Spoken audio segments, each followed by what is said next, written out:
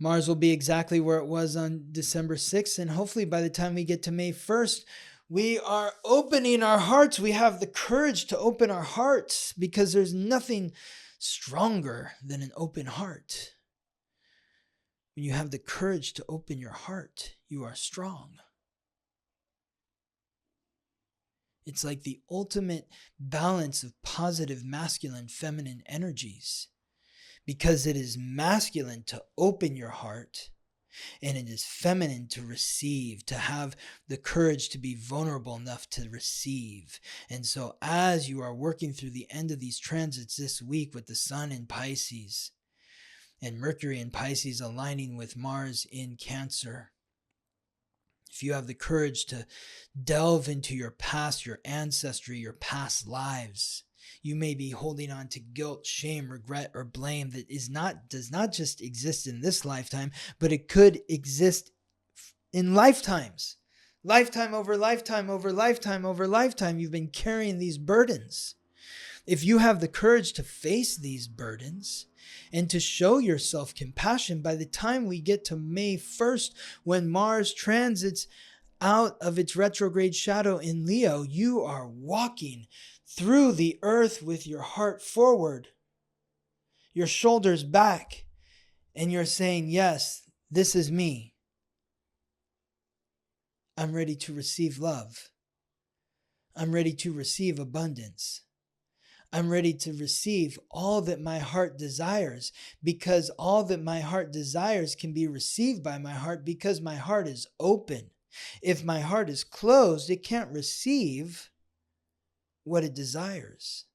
So I had the courage to open my heart by showing myself compassion and empathy to the others who were involved. And in doing so, I am open to receive all the goodness that life has in store for me. Welcome to the Weekly Transit, your guide to understanding the current planetary and astral alignments. Together, we'll explore how to harness these cosmic frequencies, empowering you to reach your highest potential as you navigate the days ahead. I'm your host, Scott Tejerian.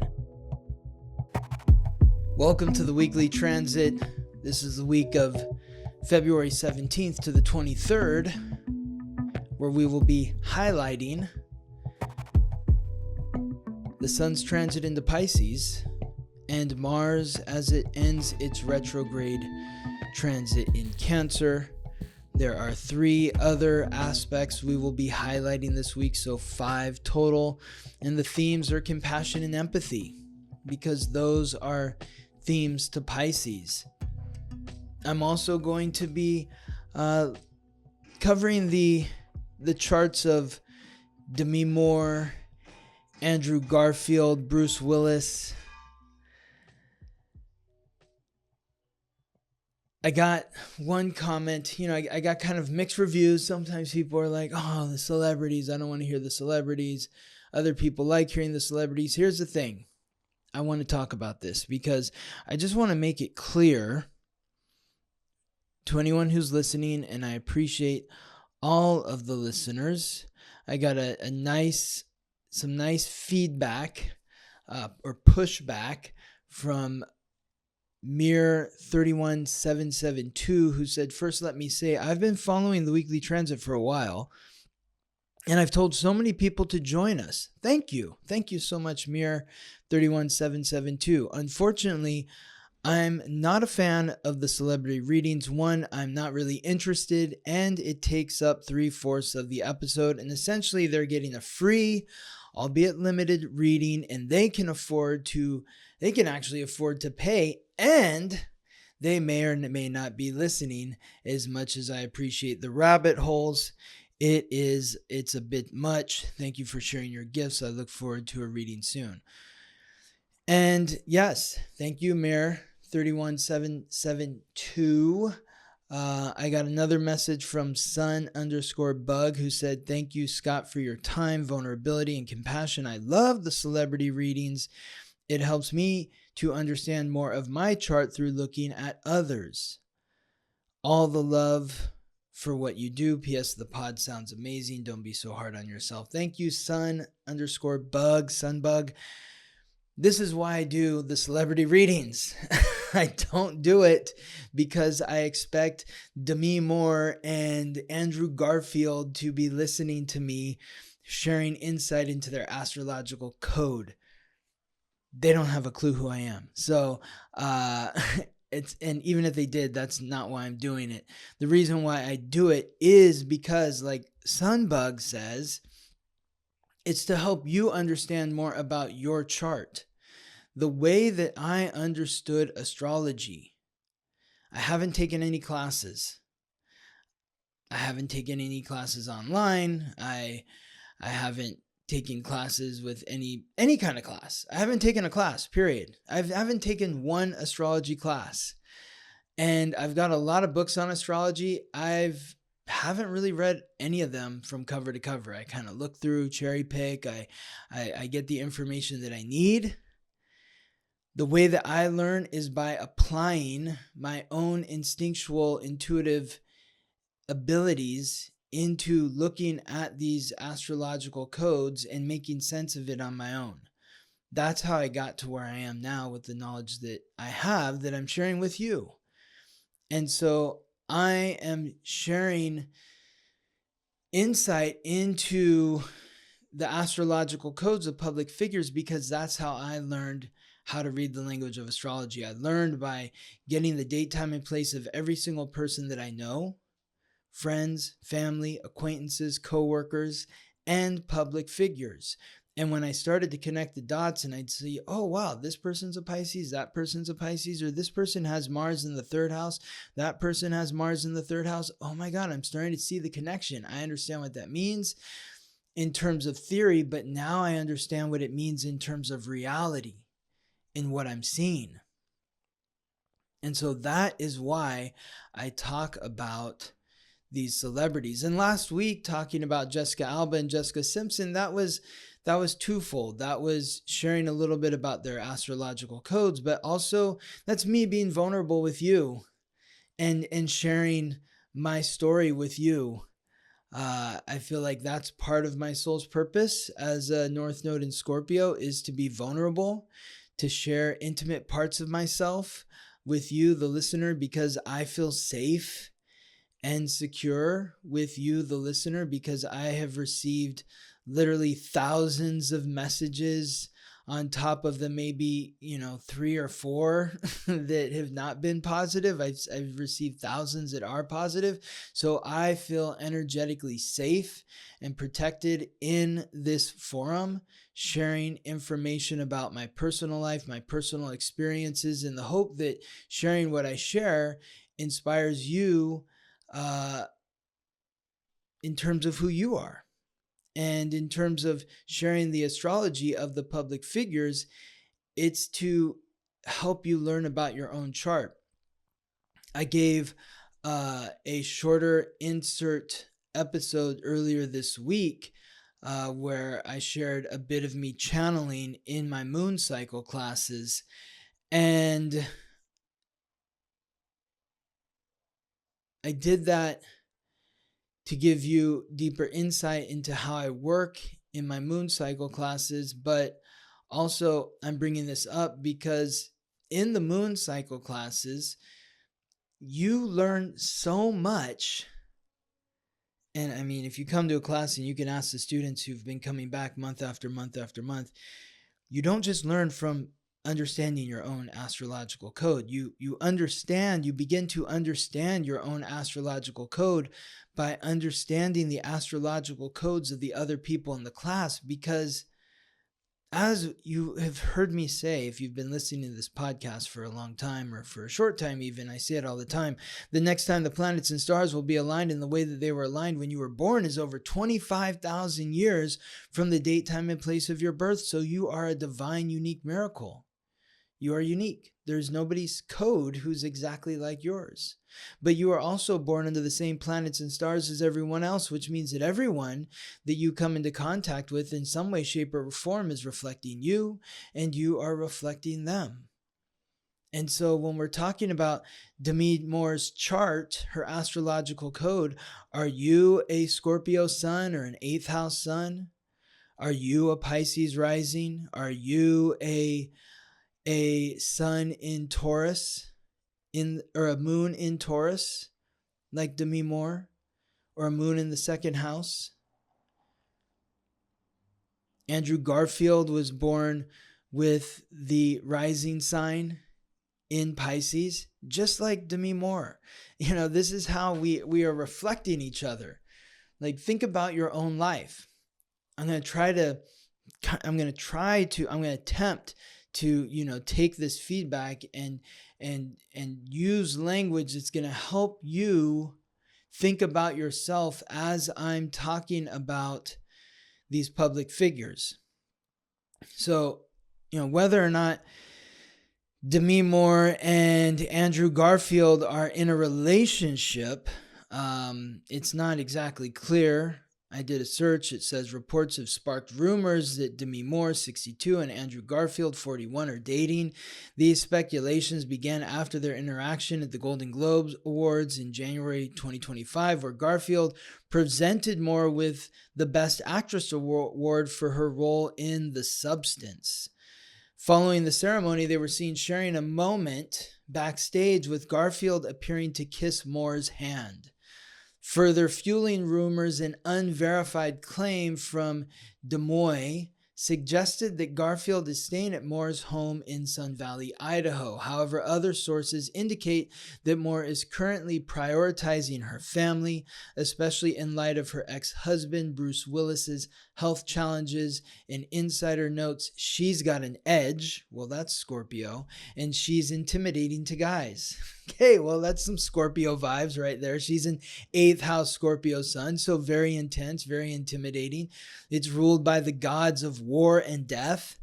That's her identity. And she's like a double Scorpio because her sun is not only in Scorpio, but it's in the 8th house, which is associated with the 8th sign, which is Scorpio. She was also born with Venus in Scorpio, Neptune in Scorpio, Mercury in Scorpio. So super intense, as indicated by this source. Plus, she's a bit of a control freak, according to this source, and her dogs and daughters always come first. So, we can see this in her chart. When we think of that Taurus moon, Taurus that's the sign that is associated with pets and animals. Also, the 6th house in Virgo, they're both earth signs. She was born with Pluto and the part of fortune and Uranus all in Virgo in the 6th house, which rules pets. So it makes sense that her pets, her dogs, are very important to her. Now, when we're talking about this reflection, Demi Moore was born with the rising sign at 23 degrees in Pisces. Andrew Garfield was born with the rising sign at 22 degrees in Pisces. So not only are they reflecting their ascendant almost to the exact degree, but basically all of their houses are in the exact, not basically, all of their houses are in the exact same sign. They're almost at the exact same degree, but both their first house is in Pisces, the second house is in Taurus, the third and fourth houses are in Gemini, the 5th house in Cancer, the 6th house in Leo, the 7th house in Virgo, the 8th house in Scorpio, the 9th and 10th houses in Sagittarius, the 11th house in Capricorn, and the 12th house in Aquarius. So if you're somebody, and this is why, look at yourself, are you analyzing the charts of the people in your life? Is there anybody in your life who was born with the ascendant, not only in the same sign as you, but near to the same degree as you? So whether or not Andrew Garfield and Demi Moore are in a romantic relationship, you can certainly see why they would have some sort of cosmic connection, because with every single house in the exact same sign and almost to the degree of each other to the exact same degree, they have similar life experiences. And so that would be somebody who could be a strong support for you. So people are always asking me. And so this is why, I say to the person who reached out and is like, the celebrities can afford a reading. Well, if you're somebody who can't afford a reading, I'm giving this reading so you can learn how to give a reading to yourself, because people ask me all the time, tell me, Scott, what is the person, that I should be dating? And there is no direct, exact answer, but there's a lot of clues on what could be a positive match for you. And this is one of those potential indicators of what could be a positive match. Now, of course, you want to see where the planets are lining up and how they're aligning with each other. But if you're born with somebody who has every single house in the same sign as you, then you're going to have really similar experiences in terms of how you present yourself to the world. That's the first house. What you value, that's the second house. How you communicate, that's the third house. How you relate to family, your home, the past, that's the fourth house. What you like to do for fun, that's the fifth house. How you live your daily life and your work, your health, that's the sixth house. How you get involved in relationships or what you expect from relationships, that's the seventh house. How you are intimate with others, that's the eighth house. Your life's philosophy and what it means for you to be free. What is your spiritual or your religious philosophy? That's the ninth house. What are your goals and ambitions? That's the 10th house. How do you relate to the group or the community? That's the 11th house. And how do you relate with your own unconscious? That's the 12th house. So imagine if you were in relationship with somebody who had every single one of those houses in the exact same sign as you. That's Demi Moore and Andrew Garfield. So you look and you're like, wow, they're like 19 years apart in age. How does that work?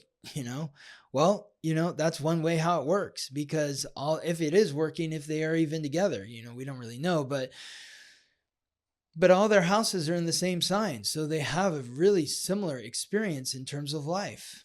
And they're also going through the similar experiences at the same sign, because the planets are all transiting through those houses at the same sign, which means when Saturn is transiting through Demi Moore's, it's transiting through her 12th house right now. It's also transiting through Andrew Garfield's 12th house. So they're both learning to take responsibility for their unconscious. The guilt, the shame, the regret, the blame. That's just one example. So that's an example of how it can work. Now, what's interesting is the connection between Andrew Garfield and Bruce Willis. Because Bruce Willis is not a Pisces rising, but he's a Pisces sun. And then Andrew Garfield was born with the moon at 0 degrees in Aquarius. Bruce Willis was born with the moon at 2 degrees in Aquarius. So in a sense, it's almost like Demi Moore has found a younger version of her ex-husband. I mean, of course, they're not exactly the same, but to have the moon within 2 degrees of each other in the same sign and the ascendant reflecting the sun, those are some very similar placements. So it's very interesting. Now, just looking deeper in terms of, the planetary connections of Demi Moore and Andrew Garfield, is this something that could really work between the two of them? I don't really know. It's really, I don't like to make these sort of judgments. I do feel like, it all depends on how two people are working with the energy. I feel like there's fate, but there's also free will. And so I don't want to look at somebody's chart and say, well, that's never going to work, because it depends on how those two people are working with the energy. Now I can see why they would have a strong connection to each other, because Demi Moore really lights up Andrew Garfield's 8th house. And so if you're listening at home and you're wondering, like, is this person right for me? What's an indicator that we are karmically connected in some way? Well, that would be planets in the 8th house, because the 8th house is the house of death. So if somebody's sun is in your 8th house, that indicates a past life connection. And Demi Moore's sun, Venus, Neptune, and Mercury are all in Andrew Garfield's 8th house, just as they're in Demi Moore's 8th house, because their houses are all in basically the exact same place. But this would indicate that they have some sort of past life connection in terms of their relationship energy. Maybe they were lovers in a past life, reconnecting in this life. That's a possibility. Demi Moore's moon is in Andrew Garfield's 2nd house. The moon is exalted in the 2nd house. It brings emotional sensitivity to self-worth and value. So that's a nice placement. There is Andrew Garfield's sun is landing in his sun and Venus. His sun and Venus are landing in Demi Moore's 6th house, which is interestingly, is one of the most populated houses of the sun that I have found in my research in terms of people in committed relationships. It's interesting because the 6th house is the house of service, which represents your daily routine, your health, your diet, your job. Not exactly the most sexy placement, but at the same time, in order to have a committed relationship, you need to be able to do the mundane functions of daily life, like going to the grocery store, running errands, taking care of each other's health, making breakfast, making the bed, brushing your teeth. It's just basic sort of everyday stuff. And when somebody's sun is lighting up your 6th house, that is bringing energy to your daily routine, your health, your diet, and job. And that's what Andrew Garfield brings to Demi Moore. Now, it's interesting also that Demi Moore's Uranus is at 4 degrees in Virgo, and Andrew Garfield's Venus is at 3 degrees in Virgo. So his Venus, his planet of love, is conjunct her Uranus. So think about this. And again, bringing it back to you, a lover, a friend, a business partner. Does your Venus connect to their Uranus? Does their Venus connect to your Uranus? If so, then that means that there's going to be something unique, maybe different or non-conforming about your relationship. And that would certainly be the case with Demi Moore and Andrew Garfield, because a 62-year-old woman dating a 41-year-old man is not the norm in society. So, but it would, you look at these charts together and you're like, but it makes sense because his Venus is conjunct her Uranus. So they're going to have a different type of love. No judgment. This is their love nature. It's unique to them. And if it works to them, then good for them. It's not up to us to judge. Or you can judge if you want to judge. I'm not going to. But, it's interesting to see. His Mercury is at 24 degrees in Virgo, which is conjunct the descendant line, which indicates that, maybe they have strong communication with each other. So if you are in a relationship with a friend, a lover, a family member, and Mercury is conjunct the descendant opposite the ascendant, then that could indicate stronger communication. It might also indicate some challenges with communication and the opposition to the ascendant, but the conjunction to the descendant says to me that, there is a commitment to open communication within the relationship. There's also a lot of healing happening here in this relationship between these two individuals, and that involves Chiron. That's a nice planet to look at if you're trying to do synastry for your chart and somebody else that you're in relationship with. Demi Moore was born with Chiron at 6 degrees in Pisces. That aligns with Andrew Garfield's Uranus at 5 degrees in Sagittarius. That's a stressful aspect. It's also opposing Andrew Garfield's Venus at 3 degrees in Virgo, and to a lesser degree, it's squaring his Chiron at 2 degrees in Gemini. His Chiron at 2 degrees in Gemini is aligning in a square to Demi Moore's Jupiter at 3 degrees in Pisces. And it's also forming a trine, a supportive aspect with her Saturn at 5 degrees in Aquarius, and a sextile, a supportive aspect with her North Node in Leo at 2 degrees, and it's forming a square with her Uranus at 4 degrees in Virgo. So his Chiron is aligning with 1, 2, 3, 4 key points in her astrological code. Her Chiron is aligning with 1, 2, 3 points in his astrological code. So, between the two of them, they've got like 8 points that are connecting with Chiron. Some are supportive, some are challenging.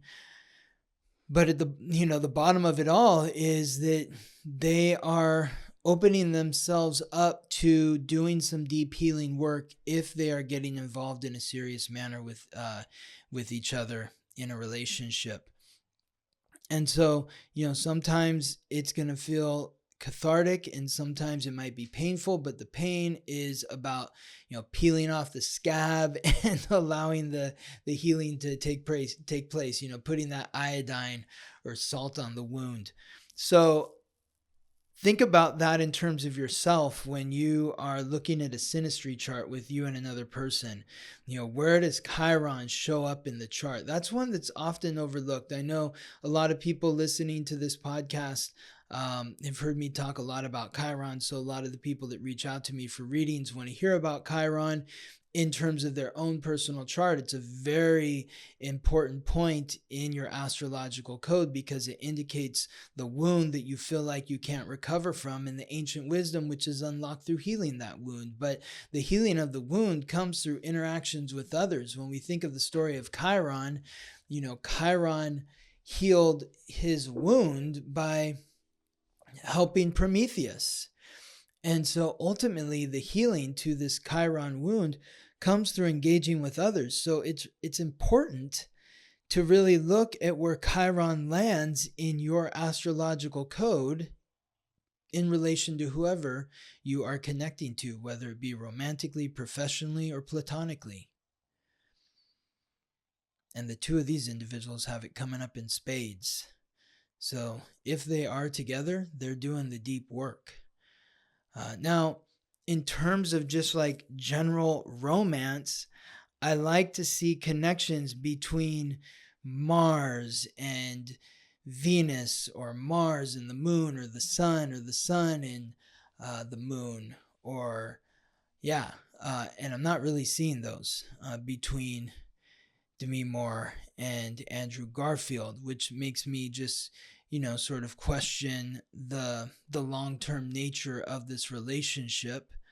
Of course, it all depends on how everyone's working with the energy here, but his sun is at 27 degrees in Leo, and she doesn't have any planets near to 27 degrees. The only point that aligns at 27 degrees in her astrological code is her midheaven at 25 degrees in Sagittarius, which is exactly where it is in Andrew Garfield's astrological code. So they certainly can help each other a lot in terms of career, goals, ambitions, and that's something for you to think about in terms of looking at synastry with you and a partner is what planets are aligning with the midheaven, because that is going to really help support career, goals, ambitions. Now, not only does Andrew Garfield's sun align with his midheaven and Demi Moore's midheaven, but his North Node is opposite that point.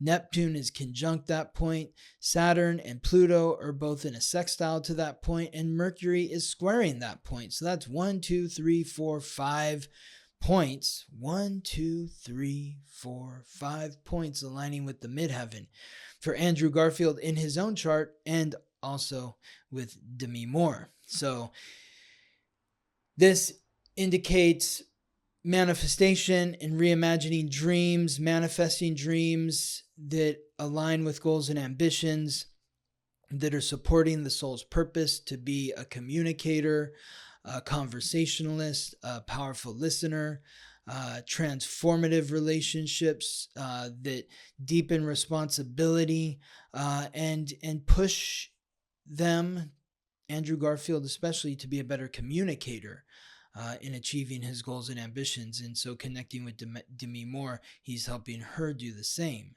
Now, Demi Moore, her sun is at 19 degrees in Scorpio, and Andrew Garfield doesn't have any planets that are aligning with that 19-degree point. I mean, the closest one is his Mercury at 24 degrees in Virgo, so that's 5 degrees away. It's also aligning with his ascendant at 23 degrees, so that can indicate some attraction. But typically in synastry, I want to see stronger connections with the sun. And then Mars for Demi Moore is at 14 degrees in Leo. Andrew Garfield is 4 degrees in Leo. So their sexual energy, their energy of confidence, courage, and attraction is in a similar frequency, which is Leo, but it's 10 degrees apart. And Demi Moore, hers at 14 degrees, doesn't align with anything in Andrew Garfield's chart. And Andrew Garfield's at 4 degrees only aligns with Demi Moore's North Node. So he's driving her towards her soul's purpose, and it opposes her Saturn, which she may create feelings of restriction or limitation to his action-oriented nature. Not really seeing it in terms of the planetary connections. So I wouldn't be surprised if this rumor doesn't really materialize, or whatever their relationship status is, maybe kind of fades off. But I could be totally wrong, and maybe they're committed to each other and working through whatever they have to work through, and they do some deep healing together. Whether it ends up being long-term or short-term, I hope that this gives you some insight, not just to them, but to working on your own practice as an astrologer, because it's my purpose in doing this podcast is not only to help you understand who you are so that you can understand, appreciate, and love the divine, unique miracle that is you, but to also help you become conversational, if not fluent, in this language of astrology. And so I appreciate you sticking with me in terms of these celebrity chart readings, in the hopes that in doing them, it's going to give you a deeper understanding on how to read your own astrological code and the astrological codes of those that are near and dear to you. So let's get into the week. The themes of the week are compassion and empathy. And we're highlighting the sun's transit into Pisces, which starts the week, and we conclude with Mars going direct in Cancer. There's 3 other aspects in between, but the first aspect of the week is the sun in Pisces, which is going to be transiting from February 18th to March 20th. This is when the sun is transiting through Pisces pretty much every year, is around February 18th to March 20th. And so during this period, the sun is bringing that light, life, and vitality to the mutable water signs symbolized by the fish, ruled by Jupiter, the god of thunder, lord of justice, the planet of luck and expansion, and Neptune, the god of fresh water and the sea, the planet of illusion, deception, compassion, and intuition. And so bringing the light, life, and vitality frequency of the sun into this astrological code is helping us learn what it's like to be a Pisces sun, somebody who is very empathic, somebody who has a connection to all that is, all that was, and all that ever will be, and understands that all that ever was, all that ever will be, and all that is right now is connected to them. There's a heaviness to this sign. It's the final sign. It carries the weight of the 11 previous signs, and it's symbolized by the feet. The feet, or it rules the feet. The feet carry the weight of the entire body. I think of Pisces, I think of that Jesus energy, as we talked about in the podcast a few weeks ago, because there's been so many planets transiting through Pisces, and now we've got the Sun, Mercury, Saturn, Neptune, and the North Node, 4 planets and the North Node in Pisces. This is the Jesus frequency. The age of Pisces began with the birth of Christ. When you think about these themes in the Bible, the symbol for Christ before the cross is the fish. He talks about making his disciples fishers of men or fishermen. He turns the water into wine. Pisces rules water and wine. He provides the people with fish to eat. And Mary Magdalene washes his feet. That's Pisces, the feet. They're washing Jesus's feet. But the ultimate connection between Christ and Pisces is the suffering, because Jesus carried the burden of the cross through the streets of Jerusalem and then hung from the cross for everyone's sins. So this is the theme of Pisces, where it's like, we're carrying the weight and burdens, the suffering of everyone.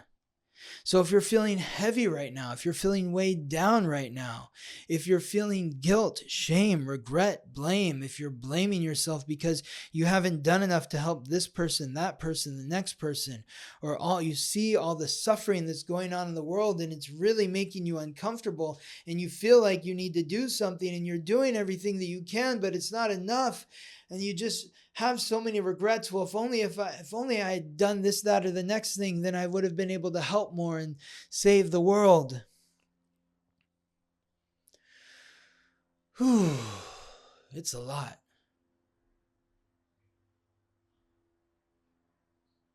It's a lot. Try not to get sucked in too deep to all the suffering that's going on in the world. You're not responsible for all of it. And when you feel the heaviness, that's when you need to tap up, tap in, tap up and tap in, tap out, tap in, tap on to that frequency of Christ and Pisces, which is faith. That's the ultimate theme of Pisces, is faith. When you think of the story of Christ and the immense suffering, he was willing to go through it because he had faith that what he was doing, he was doing because it's what needed to be done to save God's children.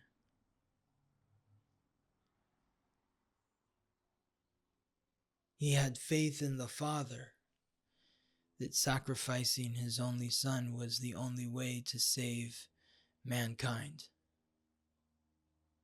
Now, I'm not a biblical scholar or a religious scholar. I took some religious studies classes at UCSB when I was a student there. I went to church a lot when I was a kid. Read the Bible a couple times, but I'm giving you what I know, and I apologize to anyone out there that this doesn't resonate with, but this is what's coming through for this message is faith. And it's faith through suffering. It's in those darkest moments when everything is stacked against you and you feel like the world, God, the universe, whatever higher power you believe in, has forsaken you, and that you are being punished.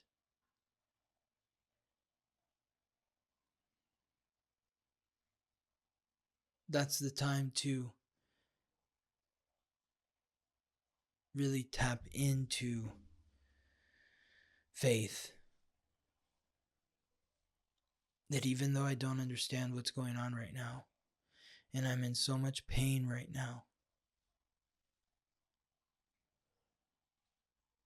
I know that the sun will shine again, and I will be changed by this experience. But I will endure, and I will grow and learn from this experience.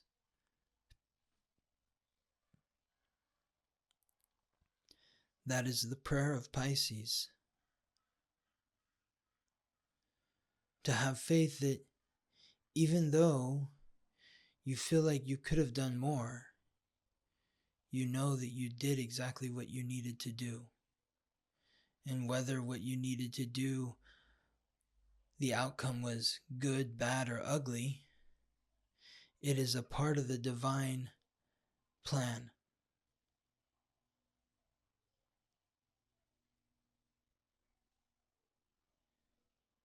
See, if you are feeling guilty, shameful, regretful, if you're blaming yourself for something, that's a part of the divine plan. It's also a part of the divine plan if you're forgiving yourself.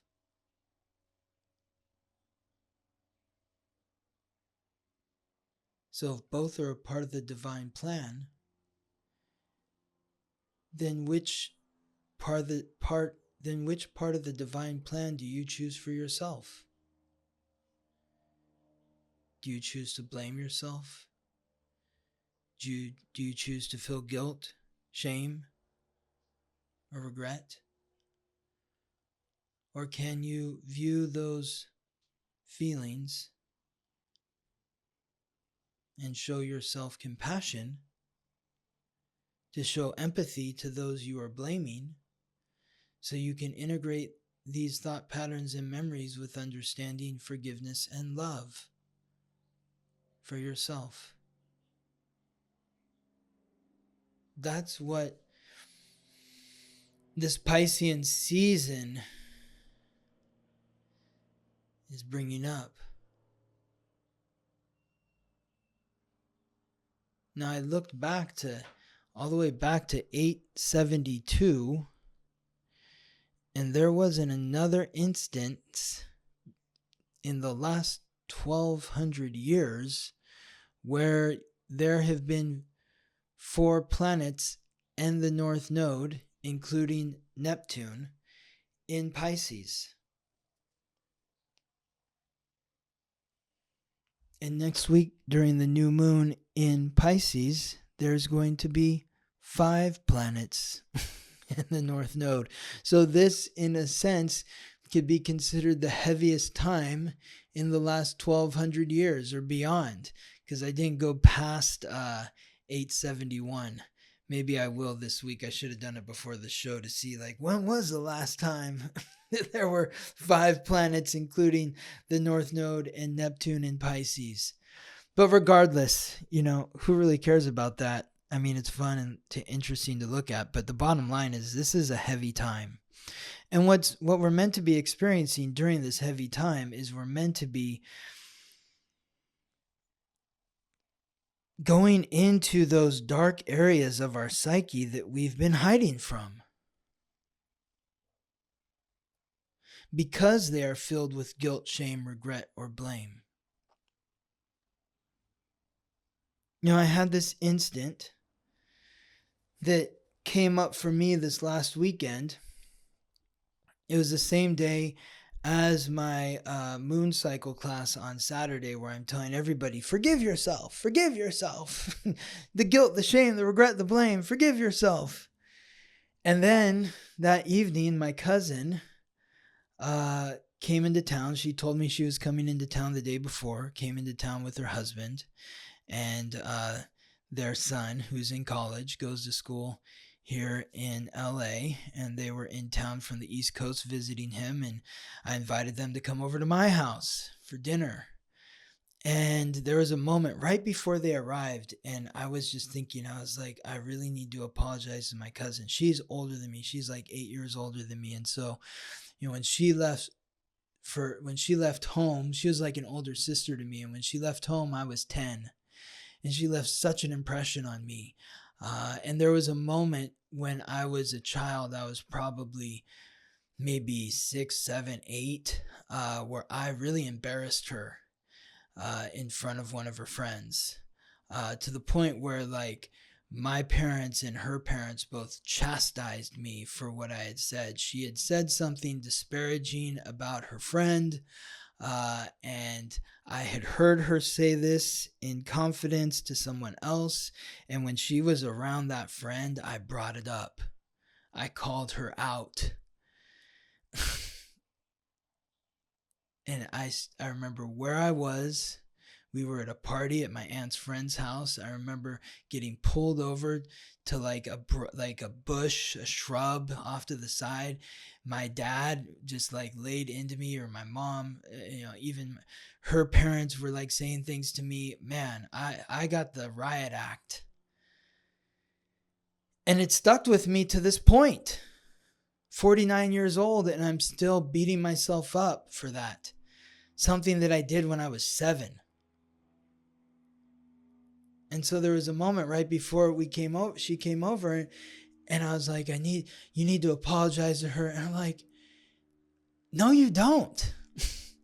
You probably apologized. You did apologize to her on that day. And I'm sure that you've also apologized to her as an adult. And you still want to apologize to her again? Stop it. It's over. Stop beating yourself up over this. You don't deserve to be punished for this anymore. You are a 7-year-old boy who desperately wanted attention from his elders, and all the attention was going to your 2 older cousins,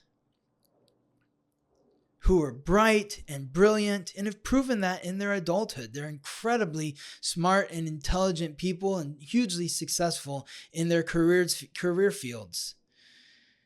She has a younger brother who is like my older brother. And I had this moment in my kitchen. I was like, stop it, Scott. Stop it. No more. Stop beating yourself up for this. You're telling everybody out there to forgive themselves for the guilt, the shame, the regret, the blame, and you're still feeling shameful and guilty and regretful for something you did when you were 7 years old. Are you kidding me? Stop it.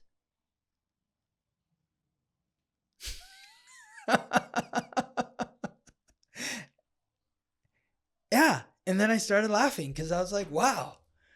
Okay, there it goes. Bye. Bye. Thanks for hanging out the last 42 years. See you later.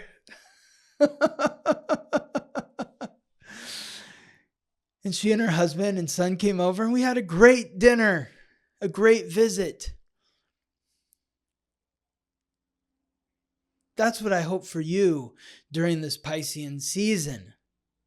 Not only with the sun in Pisces, but with Mercury, the new moon in Pisces, Neptune, Saturn, the North Node in Pisces.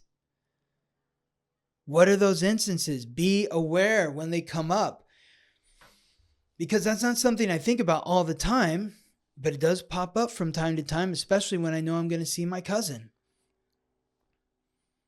And I remind myself, oh, what a horrible person you were back in that moment as a 7-year-old. Shame on you, Scott. Horrible. You need to be punished for the rest of your life. No, you don't. Stop it. Stop doing that to yourself. You deserve to live a fruitful, successful life. That's what you deserve. So, bye-bye.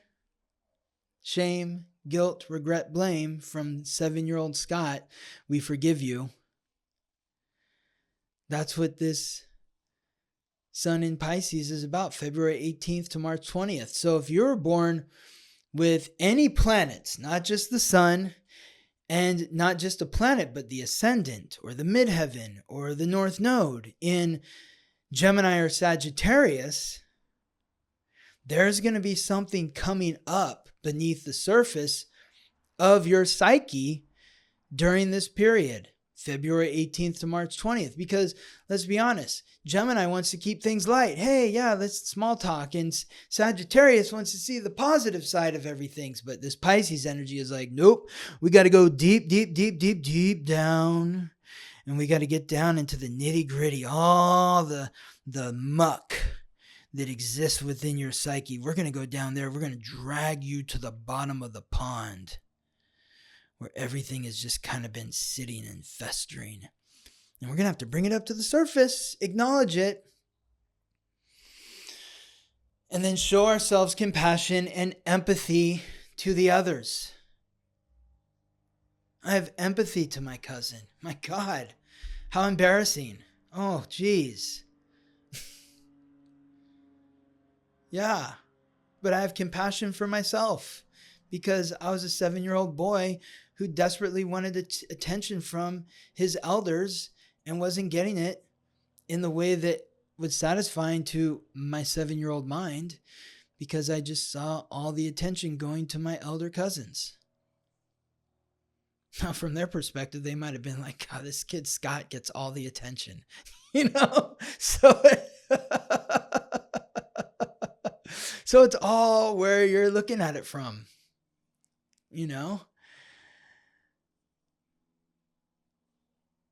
So be mindful.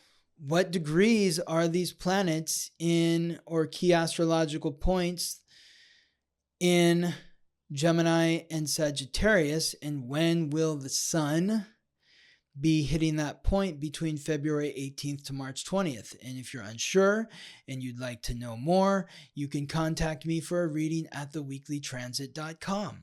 I'm happy to go through this transit with you and help give you some insight into when you might be experiencing some tension or challenges and how to work with that energy, that frequency, in a positive way that can help you release the guilt, shame, regret, and blame so that you can integrate those thought patterns and memories with understanding, forgiveness, and love for yourself. And when you're doing that, that's when the nightmare becomes the fantasy.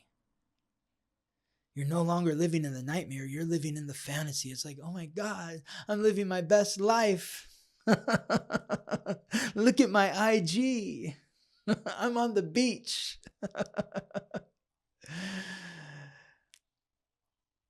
So the first bit of tension pops up right after the sun transits into Pisces on Tuesday, February 18th. 2 days later, the next morning on Thursday, February 20th at 9:32 a.m. Pacific Standard Time, the sun in Pisces forms a square with the moon in Sagittarius at 2 degrees. Look up. What do you see? That half moon, half in light, half in shadow, tension between the light and the shadow. And so what is that about? It's about being compassionately honest with yourself instead of brutally honest. Now, there may be brutal honesty that's happening here because there may be something pulled up from your unconscious that is very unsettling, that causes just the fact that it's coming to the surface. It feels like brutal honesty. A lot of tension there. But you really want to watch yourself in terms of how you are connecting, especially with those that you have an emotional connection to,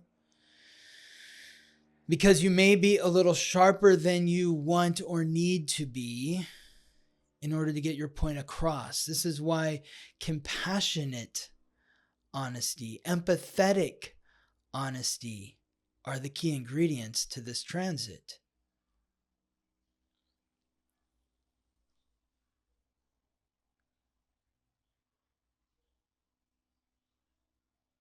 think about what it would be like for you to receive the information that you're sharing with someone else.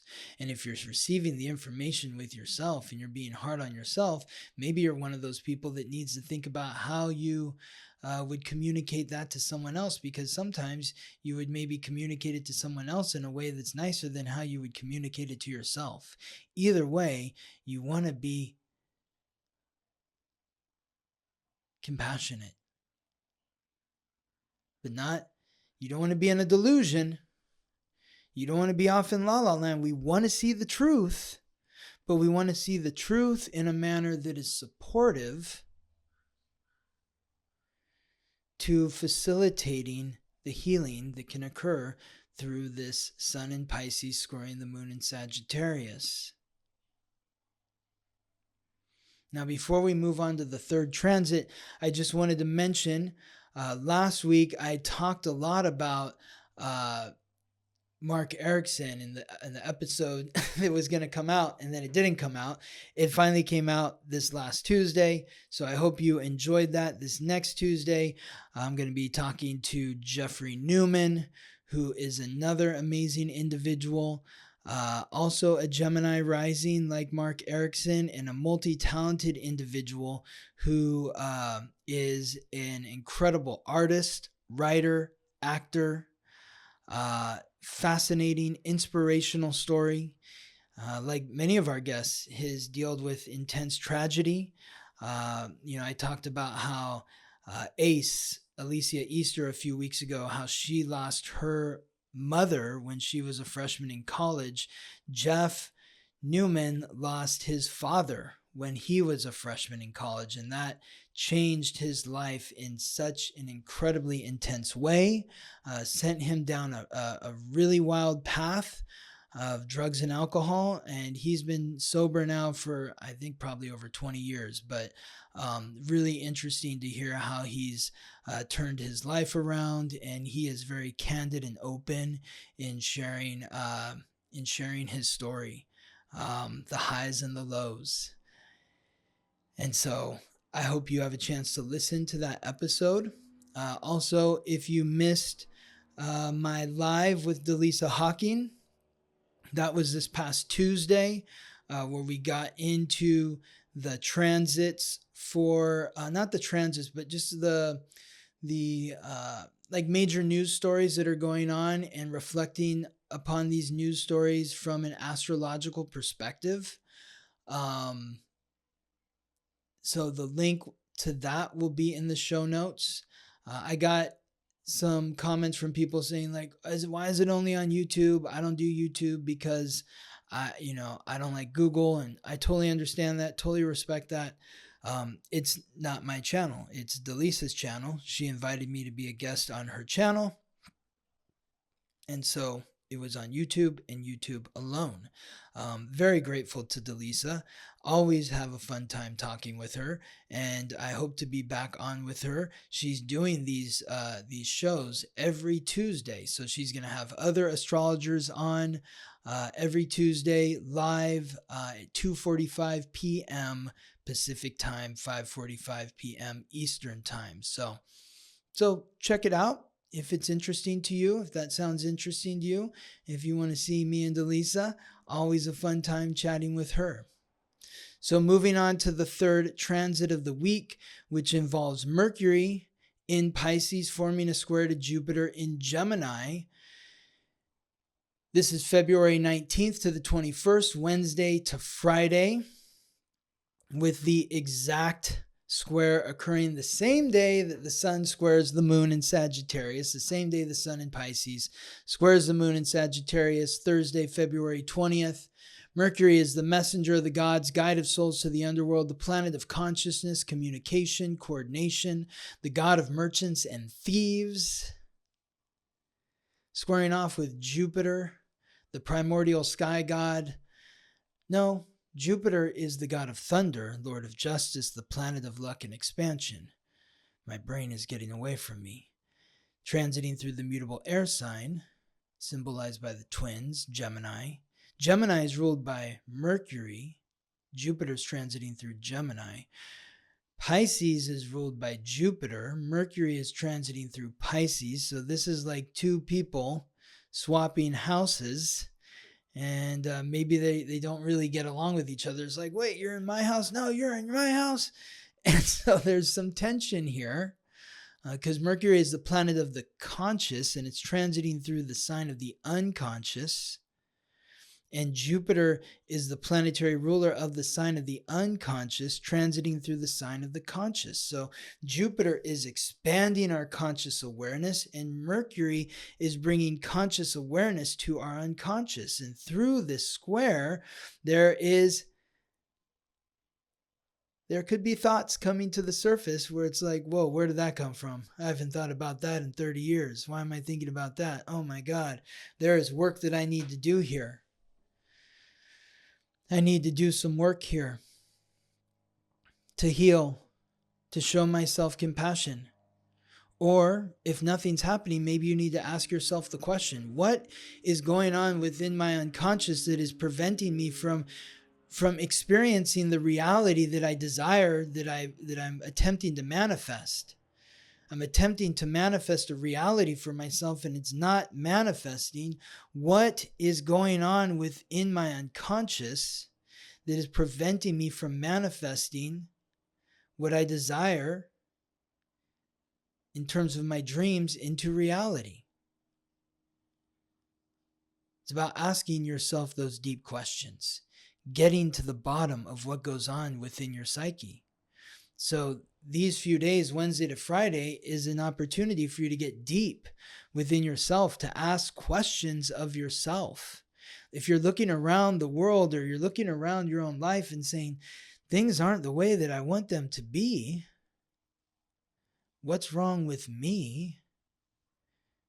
Maybe the question is what's going on within my unconscious that is preventing me from manifesting my dreams into reality?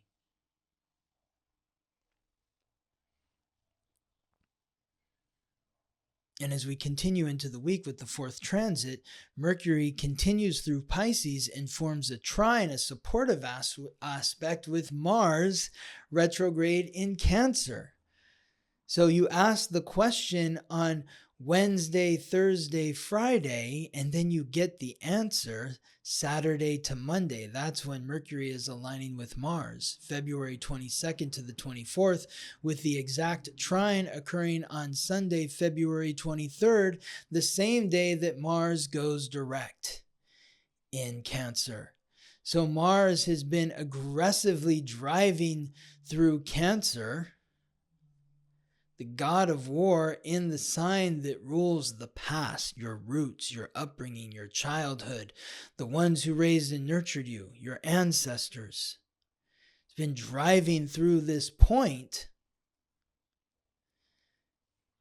through Cancer, since January 6th. Now, Mars also transited through Cancer, back last year in 2024. We got to go back to September 4th. From September 4th to December 6th, Mars was transiting. No, from September 4th to November 3rd. September 4th to November 3rd, Mars was transiting through Cancer. And then it moved back into Cancer on January 6th.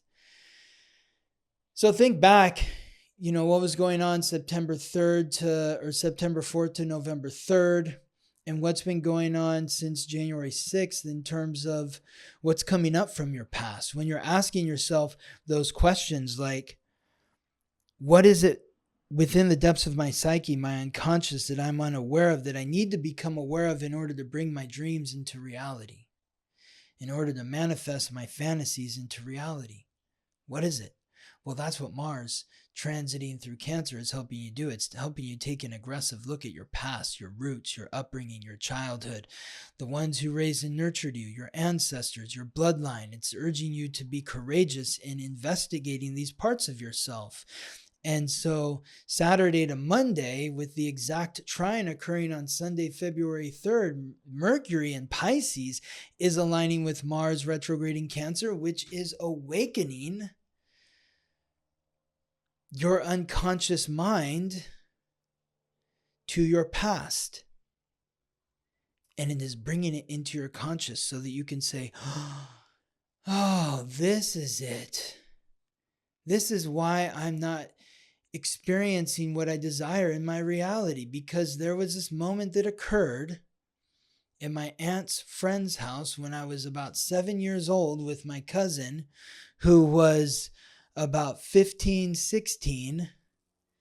And I heard her say something disparagingly about one of her friends, and I called her out right in front of her, to her friend, with everyone there. I shamed her, and then I was shamed in front of them. And so now I feel ashamed in life, and I'm carrying that shame with me. And that's why I don't have the success that I desire. So now it comes to the surface, and I have to have the courage to face that and say, yes, I did that. Yes, I take responsibility for that. I was also 7 years old, and so I'm going to show myself compassion, and I'm going to forgive myself for that. And in doing so, I'm going to open my life up to greater success, to greater fantasies coming into reality, because now I know that I deserve what I desire.